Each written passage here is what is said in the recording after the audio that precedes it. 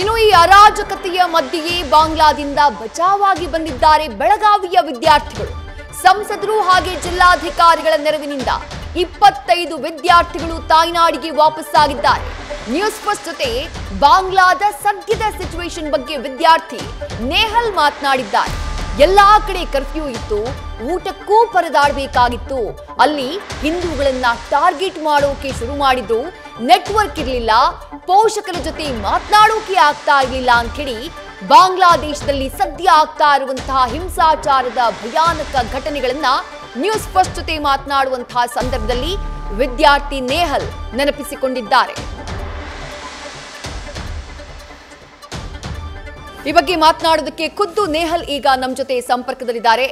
ನೇಹಲ್, ನಮಸ್ಕಾರ. ಸೇಫ್ ಆಗಿ ಬಂದಿದ್ದೀರಿ ತಾಯ್ನಾಡಿಗೆ, ನಿಜಕ್ಕೂ ಆ ಖುಷಿ ನಮಗೂ ಕೂಡ ಇದೆ. ಬಟ್ ಅಲ್ಲಿ ಸಿಚುವೇಶನ್ ಹೇಗಿದೆ ನೇಹಲ್? ಮ್ಯಾಮ್, ಆವಾಗ ನಾವು ಬರೋಕ್ಕಿಂತ ಮುಂಚೆ ಅಂತಂದರೆ ಸ್ಟಾರ್ಟಿಂಗ್ದಲ್ಲಿ ಸಣ್ಣಾಗಿ ಸ್ವಲ್ಪ ಸ್ಟಾರ್ಟ್ ಆಯ್ತು ಮೇಡಮ್ ಇದು ಇಶ್ಯೂ. ಅದಾದಮೇಲೆ ಅವರು ಹುಡುಗರೆಲ್ಲರೂ ಫುಲ್ ಪ್ರೊಟೆಸ್ಟ್ ಅದು ಮಾಡಲಿಕ್ಕೆ, ಆಂದೋಲನ ಮಾಡಲಿಕ್ಕೆ ಸ್ಟಾರ್ಟ್ ಮಾಡಿದ್ರು. ಅವ್ರನ್ನ ಕಂಟ್ರೋಲ್ ಮಾಡ್ಬೇಕಂತ ಗೌರ್ಮೆಂಟ್ ಟಿಯರ್ ಬಾಂಬ್ಸು ಆಮೇಲೆ ರಬ್ಬರ್ ಬುಲೆಟ್ಸ್ ಎಲ್ಲ ಯೂಸ್ ಮಾಡಕತ್ರಿ ಮೇಡಮ್. ಆವಾಗ ನಮ್ಮ ಇದು ಗರ್ಲ್ಸ್ ಹಾಸ್ಟೆಲ್ಸ್ ಬಳಿ ಅವರಿಗೆ ಹುಡುಗಿಯರಿಗೆ ಸ್ವಲ್ಪ ತೊಂದರೆ ಆಯಿತು, ಊಟದದು ಪ್ರಾಬ್ಲಮ್ ಆಯಿತು. ಅವ್ರಿಗೆ ಹೊರಗೆ ಹೋಗ್ಲಿಕ್ಕೆ ಸಿಗ್ತಿರ್ಲಿಲ್ಲ, ಏನು ಮಾಡ್ಲಿಕ್ಕೆ ಆಗ್ತಿರ್ಲಿಲ್ಲ. ನಮಗೆ ಒಳಗನೆ ಹಾಸ್ಟೆಲ್ನಲ್ಲಿ ಇರಿಸಿದ್ರು. ಆಗ ನಮ್ಮ ಕಾಲೇಜ್ದವರು ಸೇಫ್ಟಿ ಮೆಜರ್ಸ್ ಸಲುವಾಗಿ ಅಂತಂದ ನಮ್ಮನ್ನ ಎಲ್ಲಿ ಹೊರಗೆ ಬಿಡ್ತಿರ್ಲಿಲ್ಲ. ಅದಕ್ಕೆ ಅದೊಂದು ಸ್ವಲ್ಪ ಕಷ್ಟ ಆಯ್ತು, ಬಹಳ ಟೆನ್ಷನ್ ಸಿಚುವೇಶನ್ ಇತ್ತು ಆ ಟೈಮ್ದಲ್ಲಿ. ನೇಹಲ್, ನೀವು ಯಾವ ಜಾಗದಲ್ಲಿದ್ರಿ, ಯಾವ ಕಾಲೇಜ್ನಲ್ಲಿ ಓದ್ತಾ ಇದ್ರಿ, ನೀವು ಹೋಗಿದ್ದು ಯಾವಾಗ? ಇಲ್ಲಿಗೆ ಬರಬೇಕು ಅಂತ ಸಿಚುವೇಶನ್ ಹಾಳಾಗ್ತಾ ಇದ್ದ ಹಾಗೆ ಇಲ್ಲಿಗೆ ಬರಬೇಕು ಅಂದ್ಕೊಂಡಾಗ ಹೇಗೆ, ಯಾರನ್ನ ಕಾಂಟ್ಯಾಕ್ಟ್ ಮಾಡಿದ್ರಿ ನೇಹಲ್? ಮೇಡಮ್, ನಾನೀಗ ಅಲ್ಲಿ ಹೋಗಿ 4 years ಆಯಿತು. ಈ ಸಿಚುವೇಶನ್ ಸ್ಟಾರ್ಟ್ ಆದಾಗ ಫಸ್ಟ್ 5 daysದಲ್ಲಿ ಅಂತೂ ಏನು ಕಾಂಟ್ಯಾಕ್ಟ್ ಮಾಡ್ಲಿಕ್ಕೆ ಆಗಲಿಲ್ಲ, ಯಾಕಂದ್ರೆ ನೆಟ್ ಇರಲಿಲ್ಲ, ಯಾವ ಸೋಷಿಯಲ್ ಮೀಡಿಯಾನು ವರ್ಕ್ ಆಗ್ತಿರ್ಲಿಲ್ಲ. ಅದಾದಮೇಲೆ ಒಂದಿನ ನಾವು ಇಂಟರ್ನ್ಯಾಷನಲ್ ಪ್ಯಾಕ್ ಹಾಕ್ಸ್ಕೊಂಡು ನಮ್ಮ ಮನೆಯಲ್ಲಿ ಎಲ್ಲ ಸುದ್ದಿ ತಿಳಿಸಿದ ಮೇಲೆ ಅವರು ನಮ್ಮ ಬೆಳಗಾವಿ DC ಸರ್ ಅವರಿಗೆ ಮತ್ತು MP ಜಗದೀಶ್ ಶೆಟ್ಟರ್ ಸರ್ ಅವರಿಗೆ ಅಪ್ರೋಚ್ ಮಾಡಿದ ಕೂಡಲೇ ಅವರು ಅಲ್ಲಿಂದ ಡೆಲ್ಲಿ ಕಾಲ್ ಮಾಡಿಸಿದ್ರು ಮೇಡಮ್. ಅವರು ನಮ್ಮ ಅಲ್ಲಿ ಇಂಡಿಯನ್ ಎಂಬಸಿ ಜೊತೆ ಕಾಂಟ್ಯಾಕ್ಟ್ ಮಾಡಿದ ಕೂಡಲೇ ಅವರ ರೆಸ್ಪಾನ್ಸಿಬಿಲಿಟಿ ತೊಗೊಂಡು ನಮ್ಮನ್ನು ಕಳಿಸ್ಕೊಟ್ಟ ಮೇಡಮ್ ಇಲ್ಲಿ ತನಕ. ನೀವು ಎಷ್ಟು ಜನ ವಿದ್ಯಾರ್ಥಿಗಳಿದ್ರಿ ನಿಮ್ಮ ಕಾಲೇಜಿನಲ್ಲಿ? ಅಥವಾ ಈಗ ಸೇಫ್ ಆಗಿ 25 ಜನ ಬಂದಿದ್ದೀರಿ ಅನ್ನುವಂಥ ಮಾಹಿತಿ, ಅವರೆಲ್ಲ ನಿಮ್ಮ ಸೇಮ್ ಕಾಲೇಜಿನವರ ಅಥವಾ ಬೇರೆ ಬೇರೆ ಕಾಲೇಜಿನಲ್ಲಿ ಓದ್ತಾ ಇದ್ದವರ ನೇಹಲ್? ಇಲ್ಲ ಮೇಡಮ್, ನಮ್ಮ ಕಾಲೇಜ್ದವ್ರೆ, ಅವರೆಲ್ಲರೂ ನಮ್ಮ ಕಾಲೇಜ್ದವ್ರೆ. ಇಂಡಿಯನ್ ಎಂಬಸಿದವರು ಒಟ್ಟು ಎಲ್ಲರೂ ಫುಲ್ ಫಾರಿನರ್ಸ್ ಆಗಿ ಆಲ್ ಓವರ್ ದಿ ಇಂಡಿಯಾ ಎಷ್ಟು ಮಂದಿ ಇದ್ದಾರಲ್ಲ ಎಲ್ಲ ನಮ್ಮ 13 ಬ್ಯಾಚಸ್ ಅದಾವೆ ಮೇಡಮ್. ಎಲ್ಲ 13 ಬ್ಯಾಚಸ್ ಹುಡುಗರನ್ನ ಕಳಿಸ್ಕೊಟ್ರೆ ಮೇಡಮ್. ನೀವು ನಿಮ್ಮ ಮನೆಗೆ ಬಂದಿದ್ದು ಯಾವಾಗ, ಭಾರತಕ್ಕೆ ಬಂದು ಲ್ಯಾಂಡ್ ಆಗಿದ್ದು ಯಾವಾಗ ನೇಹಲ್? ನಾನು ಬಂದು ಲ್ಯಾಂಡ್ ಆಗಿದ್ದು ಮೇಡಮ್ 24th July. 24th Julyನೇ ನೀವು ಬಂದಿದ್ದೀರಿ? ಹೌದು ಹೌದು. ಅಷ್ಟೊತ್ತಿಗೆ ಕಂಪ್ಲೀಟ್ ಪೀಕಿಗೆ ಹೋಗಿತ್ತು ಆ ಟೈಮಲ್ಲಿ ಬಾಂಗ್ಲಾದೇಶದಲ್ಲಿ ಗಲಭೆ ಎಲ್ಲ ಹೇಗೆ ಶುರುವಾಯಿತು? ನಿಮ್ಮ ಕಾಲೇಜಿನ ವಿದ್ಯಾರ್ಥಿಗಳು ಊಟಕ್ಕೆ ಅಲ್ಲ ಮೇಡಮ್, ನಮ್ಮ ಕಾಲೇಜು ವಿದ್ಯಾರ್ಥಿಗಳ ಬಗ್ಗೆ ಗುರುತಿಲ್ಲ ಮೇಡಮ್, ಅಂದ್ರೆ ಲೋಕಲ್ ಹುಡುಗರು ಏನು ಮಾಡಿದ್ರಂತ. ಬಟ್ ಸ್ಟಾರ್ಟಿಂಗ್ನಲ್ಲಿ ಏನು ಸಿಚುವೇಶನ್ ಹಂಗಿರಲಿಲ್ಲ. ಸಣ್ಣಂಗೆ ಪೀಕ್ ಆಗೋಣ ಕರ್ಫ್ಯೂ ಹಾಕಿದ್ರು. ಅದಕ್ಕೆ ಊಟಕ್ಕದು ಏನು ಸರಿಯಾಗಿ ಸಿಗ್ತಿರ್ಲಿಲ್ಲ. ನಾವು ಆವಾಗ ಯಾವಾಗರೇ ಕರ್ಫ್ಯೂ ಓಪನ್ ಆಗಿದ್ರೆ ಏನಾದರೂ ತೊಗೊಂಬಂದು ಅಲ್ಲೇ ರೂಮ್ನಲ್ಲಿ ಮಾಡ್ಕೊಂಡು ತಿನ್ನೋದಾಗಿತ್ತು ಮೇಡಮ್. ಬಟ್ ಹೊರಗಡೆ ಹೋಗೋದಕ್ಕೆ ಭಯ ಅನ್ನುವಂಥ ಸಿಚುವೇಶನ್ ಇತ್ತು? ಭಯ ಅದು ಹೌದು ಮೇಡಮ್. ಮತ್ತು ನಮ್ಮ ಕಾಲೇಜ್ದವರು ಫಾರಿನ್ ಹುಡುಗರ್ಸನ್ನ ಸೆಕ್ಯೂರಿಟಿ ಪಾಯಿಂಟ್ ಆಫ್ ವ್ಯೂರಿಂದ ನಮಗೆ ಹೊರಗೆ ಹೋಗಿಬಿಡ್ತಿರ್ಲಿಲ್ಲ. ಅಂದರೆ ನಿಮ್ಮ ಕಾಲೇಜ್ನವರೇ ನಿಮ್ಮ ಬಗ್ಗೆ ಸ್ವಲ್ಪ ಕಾಳಜಿ ಜಾಸ್ತಿ ತಗೊತಾ ಇದ್ರು, ಸೇಫ್ ಅಲ್ಲ ಫಾರಿನ್ ಸ್ಟೂಡೆಂಟ್ಸ್ ಹೊರಗಡೆ ಹೋಗಿ ಅಂತ ಹೇಳಿ? ಹೌದೌದು.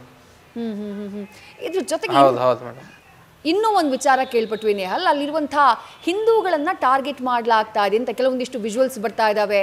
ಅಲ್ಲಿ ಇರುವವರು ಮನೆ ಒಳಗಿಂದ ವಿಡಿಯೋ ಮಾಡಿ ನಮ್ಮನ್ನು ಕಾಪಾಡಿ ಅಂತ ಕೇಳ್ಕೊಳ್ತಿದ್ದಾರೆ. ಹಾಗೆ ಸಿಚುವೇಶನ್ ಇತ್ತಾ ನೀವು ಬಂದಂತಹ ಸಂದರ್ಭದಲ್ಲಿ? ಹೌದು ಇಲ್ಲ ಮೇಡಮ್, ಆವಾಗ ಆ ರೀತಿ ಏನು ಇರಲಿಲ್ಲ.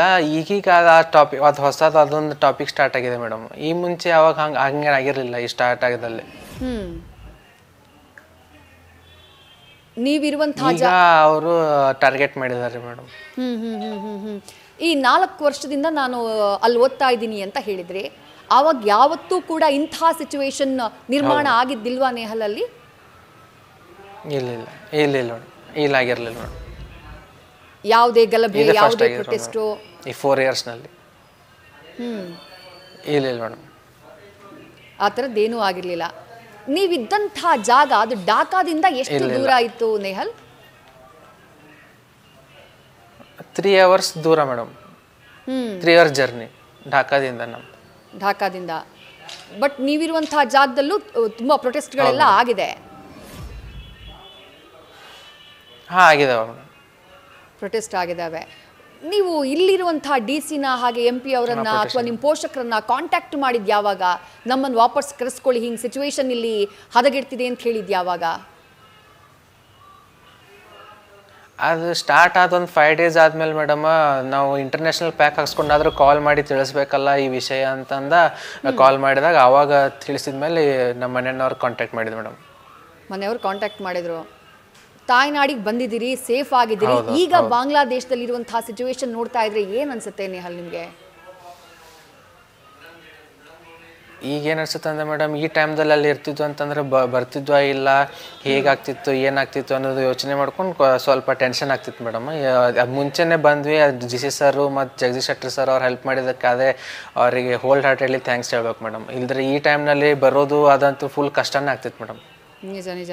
ಈಗ ನಿಮ್ಮ ಕಾಲೇಜ್ನ ಸ್ಟೂಡೆಂಟ್ ಎಲ್ಲರೂ ಕೂಡ ಎಲ್ಲ ಭಾರತೀಯ ಸ್ಟೂಡೆಂಟ್ಸು ಸೇಫ್ ಆಗಿ ಬಂದ್ಬಿಟ್ಟಿದ್ದಾರಾ? ಅಲ್ಲಿ ಯಾರು ಕೂಡ ಬಾಕಿ ಉಳ್ಕೊಂಡಿಲ್ವಾ ಅಲ್ಲಿ? ಹೌದು ಹೌದು, ಇಲ್ಲ ಯಾರಿಲ್ಲ ನಮ್ಮ ಕಾಲೇಜಲ್ಲಿ ಯಾರು ಬಾಕಿ ಉಳ್ಕೊಂಡಿಲ್ಲ ಮೇಡಮ್.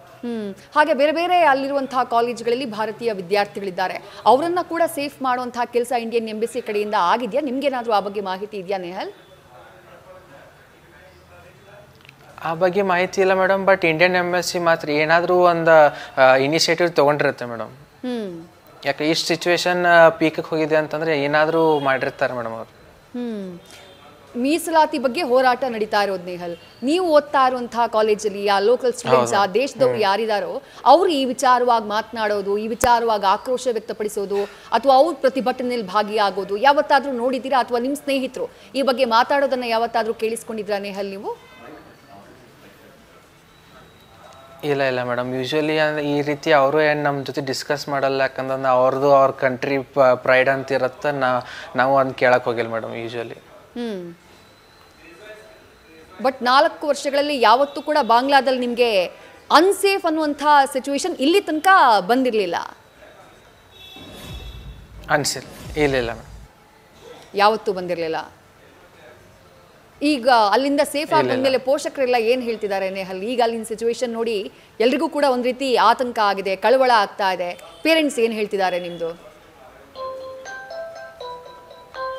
ಈಗ ಭಾಳ ಬೇಗನೆ ಬಂದ್ರಿ, ಇನ್ ಟೈಮ್ನಲ್ಲಿ ಎಲ್ಲ ಆಯಿತು, ಬಂದ್ರಿ, ಹೆಲ್ಪ್ ಆಯಿತು, ಅದು ಭಾಳ ಸಂತೋಷದ ಮಾತು. ಇಲ್ದ್ರಿ ಈ ಟೈಮ್ನಲ್ಲಿ ಅಲ್ಲಿ ಸಿಕ್ಕೊಂಡು ಕುಂತಿದ್ರಿ ಏನಾಗ್ತಿತ್ತು ಏನೋ ಅವ್ರಿಗೊಂಥರ ಖುಷಿ ಮೇಡಮ್, ಈಗ ಬೇಗ ಬಂದ್ವಿ ಅಂತ.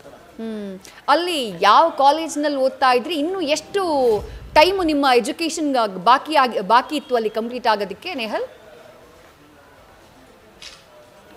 ಇನ್ನು 2 years ಬಾಕಿ ಇತ್ತು ಮೇಡಮ್. ಇನ್ನು 2 years ಬಾಕಿ? ಈಗ ನಾನು 4th year ಮೇಡಮ್, ಇನ್ನು 2 years ಬಾಕಿ ಇತ್ತು. ಹೌದು. ಈಗ ಮುಂದೇನು ಅಂತ ಯೋಚನೆ ಮಾಡಿದ್ದೀರಿ? ಮತ್ತೆ ವಾಪಸ್ ಹೋಗುವಂಥ ಸಿಚುವೇಶನ್ ಏನಾದರೂ ಇದೆಯಾ ಅಥವಾ ಹೇಗೆ ಅಂತ ಹೇಳಿ ನೇಹಲ್? ಈ ಇಶ್ಯೂ ಏನಾದರೂ ಮೇಡಮ್ ಈಗ ಮತ್ತೆ ನಾರ್ಮಲೈಸ್ ಆಯ್ತಂತಂದರೆ ನಮ್ಮ ಕಾಲೇಜವ್ರು ಮತ್ತೆ ಕರ್ಸ್ಕೋತಾರೆ ಮೇಡಮ್. ಅವಾಗ ಹೋದ್ಕೊಳ್ಳಿ ಮತ್ತೆ ಅದು ಆ್ಯಸ್ ಯೂಶ್ವಲ್ ರೂಟೀನ್ ಸ್ಟಾರ್ಟ್ ಆಗುತ್ತೆ. ಈಗ ನೋಡ್ತಾ ಇದ್ರಿ ನೀವು, ಬಹುಶಃ ನೋಡಿರ್ಬೋದು ನಿನ್ನೆ ಆಗಿರುವಂಥ ಘಟನೆ ನೇಹಲ್. ಅಲ್ಲಿರುವಂತಹ ಪ್ರೈಮ್ ಮಿನಿಸ್ಟರ್ ಹೌಸ್ ಇರ್ಬೋದು ಅಥವಾ ಅಲ್ಲಿನ ರಾಷ್ಟ್ರಪಿತ ಅಂತ ಕರೆಸಿಕೊಳ್ಳುವಂತಹ ಮುಜಿಬುರ್ ರೆಹಮಾನ್ ಅವರ ಪ್ರತಿಮೆ ಇರ್ಬೋದು, ಎಲ್ಲಾನು ಧ್ವಂಸ ಆಗಿದೆ. ಶೇಖ್ ಹಸೀನಾ ಅವ್ರ ಮನೆಗೆ ನುಗ್ಗಿ ಅವ್ರ ಸೀರೆಗಳು, ಅವ್ರು ಬಳಸ್ತಾ ಇದ್ದಂಥ ವಸ್ತುಗಳು, ಕಂಪ್ಲೀಟ್ ಒಂದು ರೀತಿ ಅತಂತ್ರ ಪರಿಸ್ಥಿತಿ, ಅರಾಜಕತೆ, ಯಾರೂ ಕೂಡ ನಿರೀಕ್ಷೆನೇ ಮಾಡಿರಲಿಲ್ಲ. ಏನು ಅನ್ಸುತ್ತೆ ಆ ದೇಶದ ಪರಿಸ್ಥಿತಿ ನೋಡಿದಾಗ ನೇಹಲ್ ನಿಮಗೆ? ಮ್ಯಾಮ್, ಆ ದೇಶದ ಪಿತಾನೇ ಅವ್ರು ಈ ರೀತಿ ಮಾಡ್ತಾ ಇದ್ದಾರೆ ಅಂತಂದರೆ ಅಲ್ಲಿ ಜನ ತುಂಬಾ ಆಕ್ರೋಶದಲ್ಲಿದ್ದಾರೆ ಅಂತ ಹೇಳ್ಪಡ್ತೀನಿ ಮೇಡಮ್.